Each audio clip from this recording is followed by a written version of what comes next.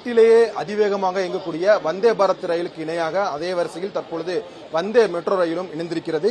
இந்தியாவில் புதிதாக உருவாக்கப்பட்ட வந்தே மெட்ரோ ரயிலுக்கான சோதனை ஓட்டம் தற்பொழுது சென்னை கடற்கரை ரயில் நிலையத்திலிருந்து தொடங்கியிருக்கிறது.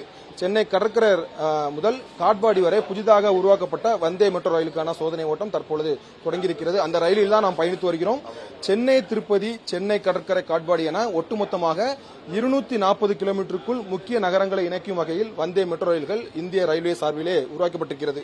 குறிப்பாக இந்த ரயிலை பொறுத்தவரை பஞ்சாப் மாநிலம் கபூர்தலாவில் உருவாக்கப்பட்ட ரயிலானது மணிக்கு 100 கிலோமீட்டர் வேகத்தில் இயங்கக்கூடிய வகையில் உருவாக்கப்பட்டிருக்கிறது.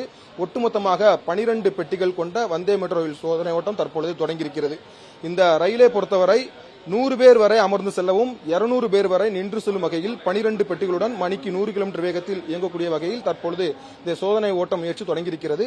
முதற்கட்டமாக சென்னை கடற்கரை காட்பாடி இடையே இயக்கப்படும் இந்த வந்தே மெட்ரோ ரயில் சோதனையானது தற்பொழுது சென்னை கடற்கரை ரயில் நிலையத்திலிருந்து தொடங்கியிருக்கிறது. மறுமார்க்கத்தை பொறுத்தவரை இதே தடத்தில் மதியம் 12:15 மணி அளவில் காட்பாடியில் புறப்பட்டு மதியம் 2 மணிக்கு சென்னை கடற்கரைக்கு வந்தடையும் வகையிலே இந்த சோதனை ஓட்டத்தில் ரயில்வே துறை அதிகாரிகள் முயற்சி மேற்கொண்டிருக்கிறார்கள். இந்த ரயிலை பொறுத்தவரை வருங்காலத்தில் 180 கிலோமீட்டர் வேகத்தில் இயங்குவதற்கான நடவடிக்கைகளையும் தொடங்கியுள்ளதாக தென்னக ரயில்வே சார்பில் தெரிவித்திருக்கிறார்கள்.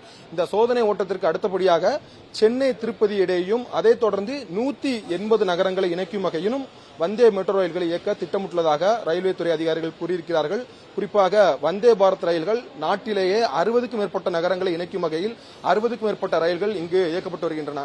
அதே வரிசையில் வந்தே மெட்ரோ ரயிலும் தற்பொழுது தன்னுடைய பயணத்தை தொடங்கியிருக்கிறது. முதற்கட்டமாக தன்னுடைய சோதனை ஓட்டத்தை தொடங்கியிருக்கிறது.